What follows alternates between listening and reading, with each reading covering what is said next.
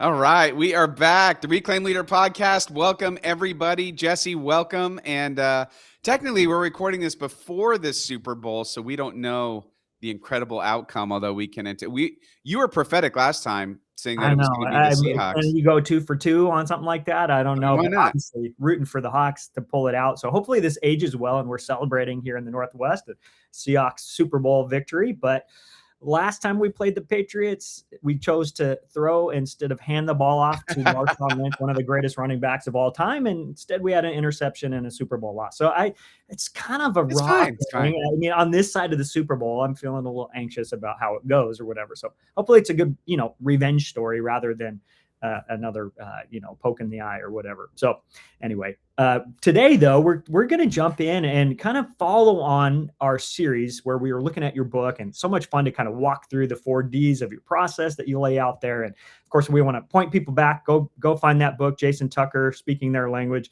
And get a hold of it and kind of take a look through there. I think there's even a free chapter, isn't there, on our website? Is that right? There is, yeah. If you go to website reclaimleader.com/speaking their language, you can get a free chapter. Yeah. So take a look, see if it resonates, and then maybe get a hold of the book as a great resource. So we wanted to follow up though, because sometimes there's the scarcity mindset or the reality of how do we fund this thing, or sometimes we do something and some really positive growth happens, or some momentum seems to happen, and then we're like, but where are the finances to keep this thing going? So we're going to talk a little bit about that today, and just thinking about how do we fund the things that the Lord is calling us to be about. And I remember this Super Bowl time, of course we love Super Bowl commercials, or at least some of them. And some of them you're like, you spend $1 million on that. And then others were like, that was so cool. Anyway, our friend Scott Battleshield was on the podcast long time ago, way back toward the beginning, and works in PR and marketing. And part of his job is to riff on our local TV stations the day after the Super Bowl about the various ads and whose were the best and what were the themes, that kind of stuff. But Scott said something to me one time when I was starting out as the head of staff here at Marine View, and I was feeling like we weren't communicating as well as we could be, and felt like the resources weren't always there to do the things that I wanted to do, and all that. And he just said, so it kind of feels like we're feeling our way through the dark. And he was like, you know what? Just remember that everybody's feeling their way through the dark. You get these big companies, they look like they know what they're doing, but really they're just feeling their way through the dark at a higher level with a bigger budget. Like we're all figuring it out. Those Budweiser commercials that are amazing, like they're like, what should we do? And they're trying to figure out what's going to resonate, right? So all of us in our various places, we're going to do what we can do with the resources we have, but it's going to always feel like somebody else has it all figured out. But the good news is you and I, we talk about this all the time. We're feeling our way through the dark in our churches. We figured some things out, but man, there's a new challenge around every corner. And every time it feels like we got that traction and momentum and something good is happening, another challenge pops up, or we're like, man, our funding is lagging behind our growth. What are we going to do about that? So that's our conversation today. And if you're feeling your way through the dark, or feel like you're like, how's this going to work? This is a good conversation to tune in for. Yeah, I really wanted to talk about this because our church is going through a season where we're trying to figure out some things. And I thought I want to be transparent and talk about this, because I don't want listeners to get some sort of idea that we think we've arrived, or that if you're in a mid-size or large church, then you don't have these sort of same kind of problems. The funniest part about, so when I was a solo pastor of a small church, I used to always daydream about, well, if I were in a bigger church, I'd be able to do this, and must be nice having all that money and all those resources and all those people and everything. And one of the first lessons I learned in my first couple of years in a mid-sized church was not true. It's exactly the same problems. It's just scale. It's at a different level, right? It's like those Super Bowl commercials. Yeah. And I think some of the challenges that, that come with that, you're managing people, you're managing in a different kind of way. So it's a new kind of different skill set that we're learning. And so wherever we are, kind of smaller church, mid-sized church, larger church, in some way, we are all experiencing some version of this as we're thinking about what's the faithful next step, and how do we fund the mission, and where do we go from here? So let's talk about it, Jason. What do we want to throw out there on the table for discussion? Yeah. So no matter what size church you are, let's say you start implementing some things and you're realizing that things aren't working the same as they did before.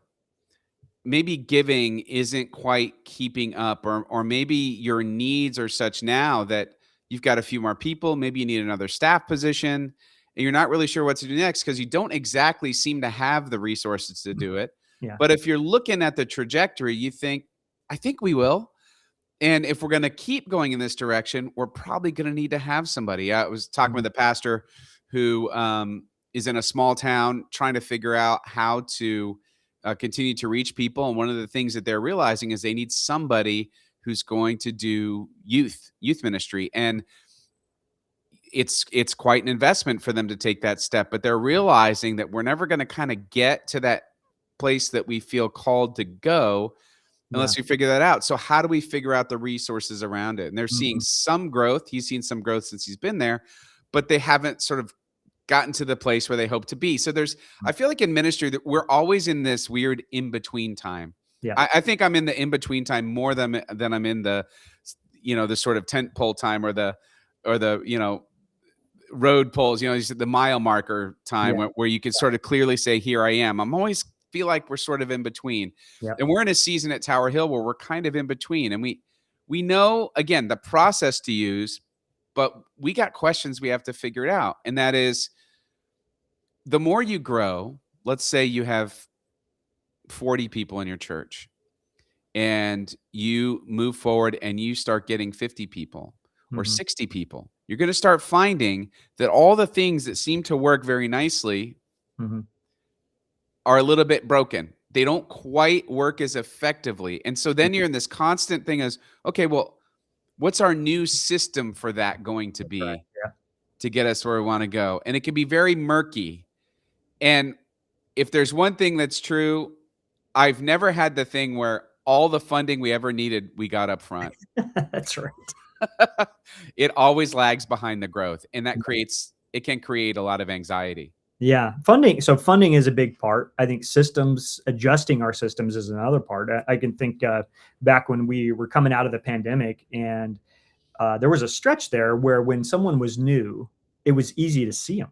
And it was just we went back to like relational connection mode where we just needed to remember somebody's name the next week when they came, and then they felt connected and we plugged them in relationally. And then we grew back to the point where we couldn't do that anymore. You didn't always notice that. And so we had to get back to a system where somebody could say, I'm here, I'd love to get connected, involved, and then we follow up. But there was a time in there where it was real murky. It was like, are we doing the relational thing? Or are we back to a system thing? And so it's always a kind of a dance with that stuff but there's something that we begin to sense as leaders, I think, that where we're going, something needs some adjustment here, or we need some funding to kind of get us to where we need to go next. And so how do we do it? And I don't know, what's your approach, Jason? I mean, I've got a few thoughts on some things that work for us, but how have you guys navigated this kind of scenario? Let me describe, I think this will help. Let me describe our current problem. And I'll describe some things we've learned to do that we're doing well and some areas that we need to improve. And I think we'll be able to find out, sort of no matter where you are, I think these things may all apply. But let me share a bit about what's going on at Tower Hill. So we have been, especially since the pandemic, in a high growth phase of growing. I mean, it depends on the year, but I'll give you, in 13 years, we've grown 300%.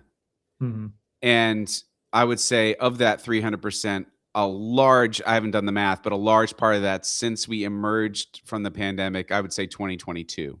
So really in the last 4 years, we've seen the most growth. Our budget has not grown 300%. That's right. And, as we've had to add staff members and all of that, and, trying to figure that out. But here's where we are now. As we currently sit in February, I think this episode's in February, 2026, we had a big ask of our congregation. We're averaging about 100 people more a week than we did this time last year. So planning for growth, we set our budget pretty aggressively for an anticipated giving increase of 11%, which is high. So now here we are on the other side of Christmas, and we're below where we should be or where we wanted to be with our budget. Mm-hmm. And yet congregational giving is fantastic. It is 5% higher Yeah. than it was year over year, but we're still 6% below where we need to be in order to make our budget. It's a weird time.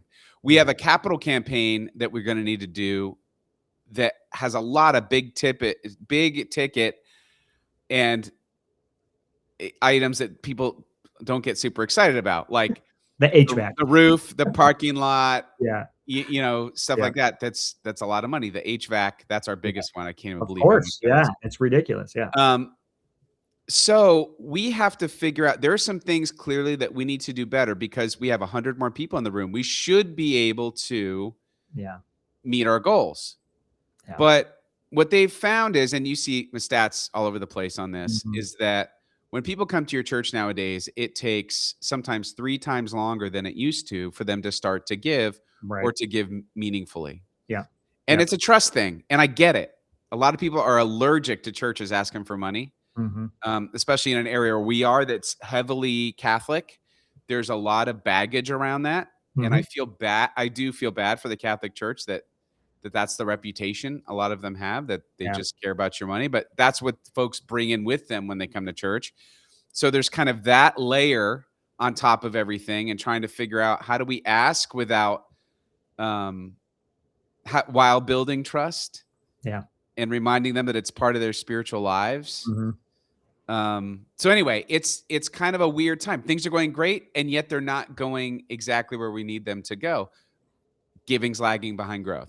So Yeah. that's the problem. Yeah. I think it's an interesting observation too. It's a really helpful way to think of it, that it's kind of a lagging indicator or a lagging metric in Yeah. the sense that we should expect attendance to be ahead of giving when it comes to growth, right? Because people Yeah. are coming in, like you said, they're not going to immediately give, or maybe young families, they start with more of like what I call subscription level giving, which is like, how much do I pay for Netflix? And that'll be about, it's kind of, we just got to cast a vision for that and all of that. But we should expect this, right? And not be surprised by it. But how do we help our teams feel okay with that gap in our funding Yes. as we're going? And I think it's having this conversation and going, this makes a lot of sense, right? Somebody comes to your church and it's going to be 3 to 6 months before they start to give, and before they really start to commit to the mission. They want to really know who you are, and if they can trust you, and if this is a home, and all of that. And I also found, just talking to some of our folks that are now really invested here, when they come from another place, maybe they move from another town and they start coming to Marine View. This is particularly for committed followers of Jesus already, that they're often supporting their previous church because they were in and they were invested in the mission ministry there. And then they start coming to Marine View from wherever they've been, and they enjoy it, they love it.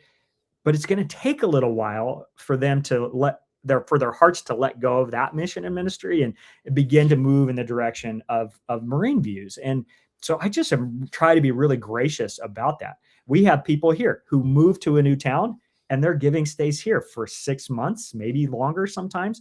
And I'm really grateful, but I'm hopeful that they will then begin to pass that, to invest in the local church where they are now. So there's just a lot of reasons. I'm sure there's more stats, and these are anecdotal things that I'm talking about, but I'm sure there's research or there's stats that could show us the lag that is expected, even as we see more in attendance.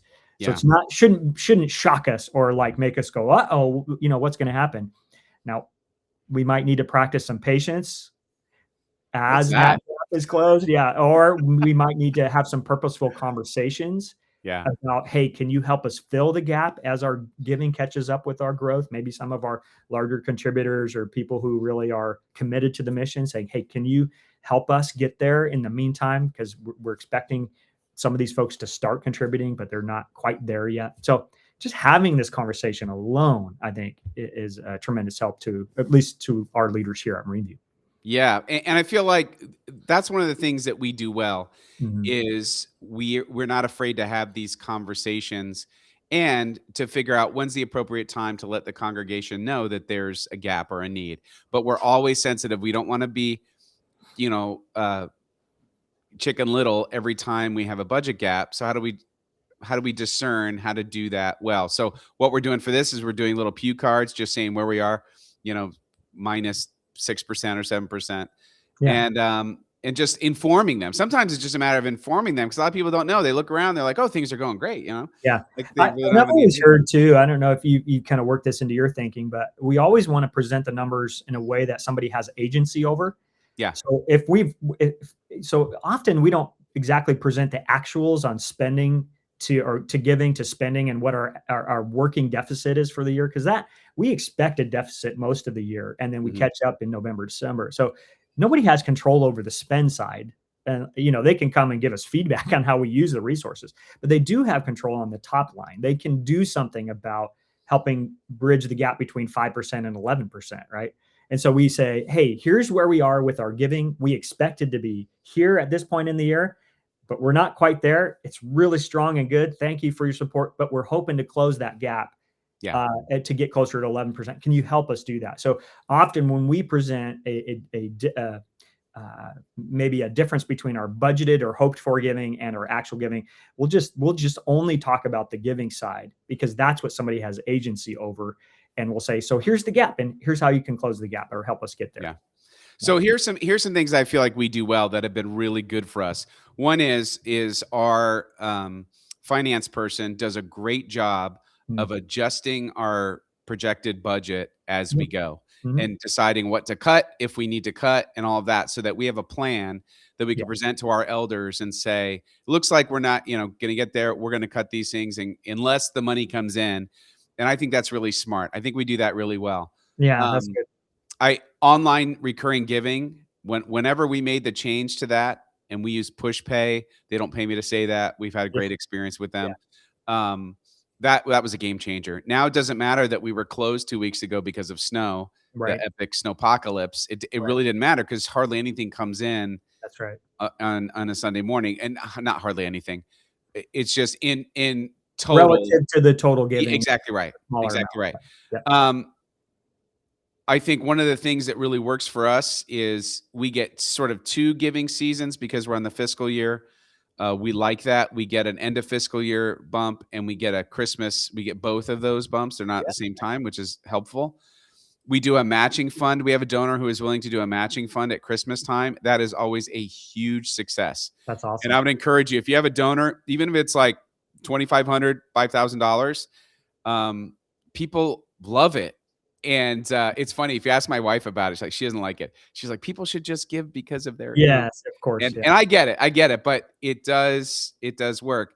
I think we do have a small endowment. It's not, I think people think we have a massive endowment. We don't, Yeah. but we're very smart about how we use it as a tool to Mhm. supplement. So we'll take interest from the endowment and we'll supplement it into the budget. We have a planned endowment draw every year, Right. and it's a fail safe if we need to jump in and draw more. And Sure. then I think another area we do well is we talk about giving in a non-threatening way consistently. Yeah. Yeah. And that's gotten us, I mean, listen, the folks are super generous. I don't want to sound like they're not doing great, but we need to do something to continue going. We got to figure that out. Yeah. And there were some areas that our team sort of identified to improve. I don't know if you want to jump in on any of those. Like, yeah, No, those are all really good thoughts, and having language that is consistent, I think, really does help. And just developing something that you feel at home in, so you're not awkward about it as you're talking to. It's like Yeah. just here's how we do what we do, and here's how you can get involved in the giving side that matters. So I much. use humor often. Yeah. One thing that I'll say that usually gets a laugh, but I mean it, is I say, I never really understood the pastor telling you that money is evil. You better give it to me, Mhm. better Mhm. give it to the church. We'll take care of it for you. Like, Mhm. no, clearly it's not. It's part of our spiritual lives. And so how do we use it as a tool for God's purposes, not just our own? And, Yeah. something simple like that, it's kind of loosens people up to, Mhm. talking about money, and it's an important reminder. But here's some areas that we noticed, we identified in the last couple of weeks we need to get better at. Yeah. One is, in this, that book, Not Your Parents' Offering Plate. It's a very Mhm. popular book for churches. It's really, really good. If you haven't, pastors, I would get a copy. But one thing is they remind us of is that people want to give to life transformation. Yep. So how are we telling stories of life transformation? Usually it's like the staff, we're the ones that hear all the stories and we marvel at what God is doing. But for most people that are sitting in the pews or chairs, they Yeah. may not know any of these things. Yeah. And That's so right. when you say giving, they're like, okay, well, they Mm. didn't make enough money, and it feels very transactional when it's really about the life transformation that God is doing in our midst. So we realized we need to up our game in that department. So we just did, and we're starting to do a bunch of 1 to 2 minute testimonials that we're going to play in our worship services between now and Easter Mhm. that have nothing to do with an ask, but Yeah. just stories of life transformation with Impact. teenagers, Yeah. adults doing that. I love it. That's really good. Um, Also, again, it feels like we've accidentally become a little too transactional in how we talk about money Mm. because we sort of have our shtick that we do during our welcome, and we Mhm. sort of briefly like, we're a nonprofit and we and all of that, Mhm. and it's short and sweet. It's every week, but at this point, it feels like white noise because it's the same thing every week. Mhm. So, and it also feels a little too transactional, even though we don't want it to be. Yeah. And and then the next is communication. We need to properly communicate the need, tell the story about what's going on. Mhm. And lastly, and this is something I don't know if you were talking, it might have been you that was talking about this, but the downside to getting rid of passing the plate, which Mhm. is the only downside I could think of because it's been awesome, Yeah. um, is we haven't had a dedicated time to pray for the offering. Yeah. Yeah. And that's something that we're going to add in I think that's once wise. a month just to Yeah. talk about like these are God's finances. And that's an area that we identified. Yeah, we got to start doing that. Yeah, and you create a rhythm for it. So the way that it works here at Marine View is first Sunday's communion, second Sunday's internal ministry highlight, third Sunday's Thanksgiving for our worship, our giving. We celebrate that and ask God to bless it. Fourth Sunday's external ministry highlight, either a story or mission partner or something. And so by carving that out once a month on the third Sunday, we know that we're going to have a slide that goes up that says, thank you for your faithful giving, or let's pray and ask the Lord to bless our contributions for His purpose in the world, or something. And then there'll be something like we used to do with the offering plate, right? But we're not passing the offering plate because that doesn't work anymore. And you get to the back of the sanctuary and there's one check in there, and guests are like, "This church, what is happening?" So it doesn't work. So now what does work though is saying, "Lord, thank you for our opportunity to be a part of what you're doing. Would you take this and bless it, use it for your purpose, multiply these gifts that we bring. Thank you for the faithfulness of this community." And it changes our heart from transactional towards, this is an act of worship alongside Yeah. all the other things we do. So I do think that helped a ton when we brought that back in, because we do want to communicate all the hows and the whats of giving, but also the heart of giving. So that's where that comes from. Yeah. And so that's kind of it. That's kind of where we are. I just wanted to share, like, we're trying to figure it out too, right? Some years better than others, that's for sure.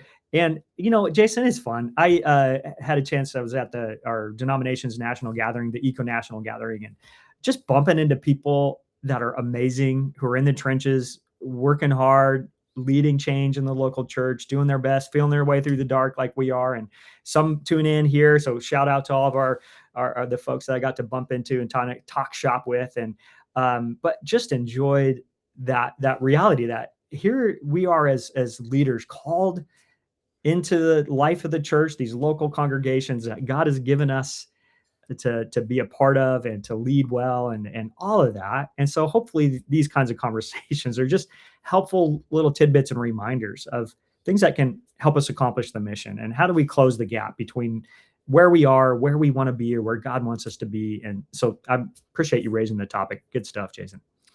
Well, thanks everyone. And listen, I just want to thank our listeners again for listening and being along the journey with us. And if you ever want to reach out, Jason or Jesse at reclaimleader.com.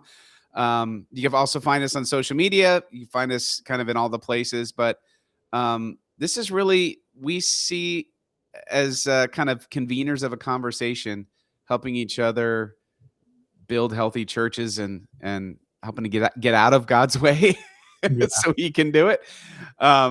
But again, thanks so much, everyone, and I'm excited about next week. So next episode is our interview with Kara Powell, Mm. which we had such a great time Oh, so talking good. with her, and She's amazing. so you don't want to miss that one. It's such a really good episode. But anyway, thanks everyone. Ministry is hard. It is so much better when we do it together.